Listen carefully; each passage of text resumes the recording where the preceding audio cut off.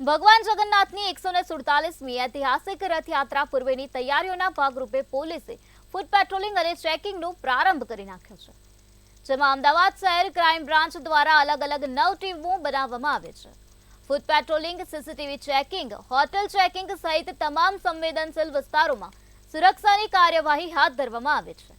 તો ઐતિહાસિક રથયાત્રામાં કોઈ ખલેલ ન પહોંચાડે તે બાબતનું ખાસ ધ્યાન રાખીને અસામાજિક તત્વો અને હિસ્ટ્રી સીટર વિરુદ્ધ ક્રાઇમ બ્રાન્ચે કડક કાર્યવાહી હાથ ધરી છે. ભગવાન જગન્નાથની 147મી રથયાત્રામાં પોલીસના કાફલા સહિત ટેકનોલોજીનો પણ ભરપૂર ઉપયોગ કરીને ક્રાઇમ બ્રાન્ચ સમગ્ર રૂટ પર બાજ નજર રાખશે. જે રીતે 148મી ઐતિહાસિક રથયાત્રાને લઈને તૈયારીઓ શરૂ કરવામાં આવી છે. આપ જોઈ રહ્યા છો કે crime branch DCP, crime branch ACP અને ક્રાઇમ બ્રાન્ચના કાફલા દ્વારા અત્યારે હાલમાં જગન્નાથથી ફૂટ માર્ચનું આયોજન કરવામાં આવ્યું છે. અને ના માત્ર ફૂટ માર્ચ પરંતુ ક્રાઇમ બ્રાન્ચની તમામ ટીમો જગ્યાએ પોતાની કામગીરીમાં લાગી ગઈ છે. હોટલ ચેકિંગ સાથે જર્જરિત મકાનો સાથે જ માઇક્રો લેવલ પર તમામ વ્યવસ્થા કરવામાં આવી રહી છે. જે ક્રિમિનલ એક્ટિવિટીઝ છે તેનું પણ ધ્યાન રાખવામાં આવ્યું છે. ત્યારે આપણી સાથે જોડાયા છે ક્રાઇમ બ્રાન્ચના ડીસીપી અજીત રાજન સાહેબ. આપણે સીધા જ તેમની સાથે વાત કરીશું તેમનું આ બાબતે શું કહેવું છે. राजन साहब, जिस तरह से क्राइम ब्रांच एडवांस जो प्रिपरेशन कर रही है रथ यात्रा को लेकर 148वीं ऐतिहासिक रथ यात्रा संपूर्ण शांति से जाए उसके लिए क्या कार्रवाई की जाएगी? આપણે તમામ પ્રકારની કાળજી રાખવામાં આવશે અને જે માઇક્રો લેવલ આપણે પ્લાનિંગ છે એ કરવામાં આવી રહ્યું છે.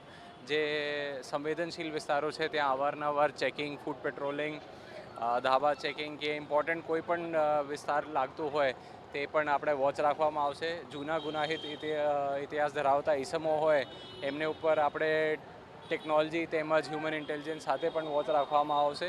અને સાથે આપણે એ પણ ધ્યાન રાખવામાં આવશે કે કોઈ પણ પ્રકારને આપણે અનિચ્છનીય બનાવ ના બને. જે પ્રમાણે લાસ્ટ ટાઈમ આપણે જોવા મળ્યું હતું કે એક કાચા મકાન તૂટી ગયો હતો, એ રીતે આપણે અમુક જે બિલ્ડિંગો છે એ આઈડેન્ટિફાઈ કરવામાં આવી ગઈ છે.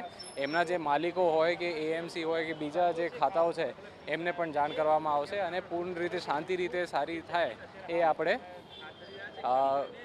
પ્રયત્ન કરવામાં આવશે. સર, જે રીતે તાજેતરમાં જે રીતે આતંકવાદીને લઈને જે એટીએસે ડિટેક્શન કર્યું, ક્યાંક આતંકવાદી અમદાવાદમાં અથવા ગુજરાતમાં કંઈક એવું અનિચ્છનીય કાર્ય કરવા માંગતી હોય, ત્યારે આ તમામ બાબતોને કેન્દ્રમાં રાખીને ખાસ સુરક્ષા વ્યવસ્થામાં ટેકનોલોજીનો કઈ રીતે ઉપયોગ કરાશે? બિલકુલ, આપણે ટેકનોલોજીની સાથે જે આપણા એન્ટ્રી એક્ઝિટ પોઈન્ટો છે કે આપણા જે સીસીટીવી પ્રોજેક્ટ, આપણા જે ગુજરાત પબ્લિક સેફ્ટી એક્ટ છે એમાં ક્રાઇમ બ્રાન્ચ દ્વારા ઝુંબેશ ધરાવવામાં આવ્યું છે કે ભાઈ દરેક લોકો પાસે મીડિયાના ભાઈઓ મારફતે આગ્રહ છે કે પોતપોતાના દુકાન અને આપણે તેમજ રહેણાંક મકાનો ઉપર એ સીસીટીવી કેમેરા લગાવે જેથી એમની સેફટી પણ જળવાય અને આપણે પણ મદદ થાય.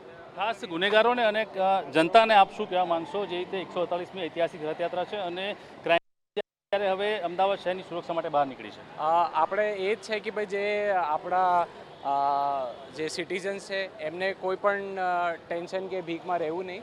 આપણી અમદાવાદ પોલીસ, ગુજરાત પોલીસ એમના સાથે જ છે અને કોઈ પણ ગુનેગાર હોય એમને કોઈ બાકાત રાખવામાં આવશે નહીં અને બિલકુલ કડક કાર્યવાહી અને અટકાયતી પગલાઓ પણ લેવામાં આવશે.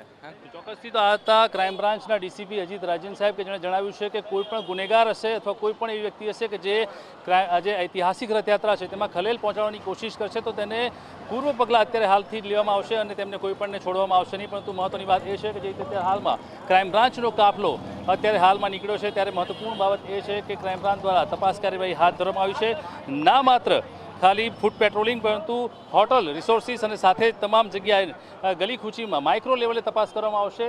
સાથે જ ટેકનોલોજીનો ઉપયોગ કરી અને જે ક્રિમિનલ્સ છે તેના રેકોર્ડ્સ છે તેની અંદર કેમેરામાં કેદ કરી અને ત્યારબાદ જો કોઈ પણ ક્રિમિનલની ગતિવિધિ દેખાશે તો તેને ચહેરા દ્વારા ડિટેક્ટ કરવાની કાર્યવાહી પણ હાથ ધરવામાં આવશે. એટલે અત્યારે હાલમાં જે રીતે સમગ્ર માહિતી સામે આવી રહી છે ત્યારે ક્રાઇમ બ્રાન્ચની અંદર અત્યારે હાલમાં જે આ કાફલો બહાર નીકળ્યો છે અને ફૂટ પેટ્રોલિંગ કરી રહ્યો છે, અગાઉથી જ 148મી રથયાત્રાને ધ્યાનમાં રાખી અને આ કાર્યવાહી હાથ ધરવામાં આવી છે.